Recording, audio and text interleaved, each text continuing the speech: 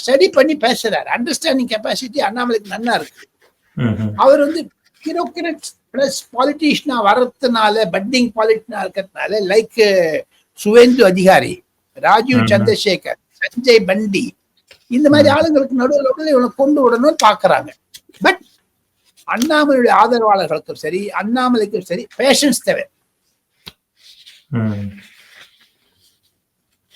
Okay sir. Sir, என்னோட அடுத்த கேள்வி சார், இடி ரேட்லாம் நடந்துட்டு இருந்துச்சு நடுவுல, அதோட பின்னணியில போய் சுப்ரீம் கோர்ட்ல ஸ்டே வாங்கியிருந்தாங்க. இதுக்கப்புறம் ஸ்டே வாங்கினான்னு சொன்ன தப்பு சீதர். என்போர்ஸ்மெண்ட் டைரக்டரேட் கண்டிப்பாக கூடிய விரைவில் அவர் தங்களுடைய சோதனைகளை பரிசோதனை செய்வார். இப்ப வாங்க, டைகர், இந்த புலி இருக்குது, பாம்பு இருக்கு, அது விஷம், கடிக்கத்தான் குரங்கு இருக்குது, தாவும். குரங்க போய் சுப்ரீம் கோர்ட் சொல்லுமா don't jump from one tree to அனதர்னு சொல்ல முடியுமா? அவர் ரெஸ்ட்ரிக்ஷன் பண்ணிருக்காங்க கொஞ்ச நாளைக்கு. சுப்ரீம் கோர்ட்டுடைய ஆணை என்போர்ஸ்மெண்ட் டைரக்டர் எடுத்து தமிழ்நாடுல தூக்கி எறிந்த மாதிரி இன்னொரு திமுக பிரச்சாரம் பண்றாங்கல்ல, கிடையவே கிடையாது.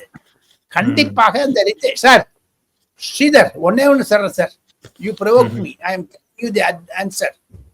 ஈடியினுடைய ரெய்டு வருதோ இல்லையோ, உதயநிதியினுடைய உடல்நிலை சரியாமல் இருப்பதற்கு தெரியாம, அதாவது கெடுவதற்கு காரணம் இடி.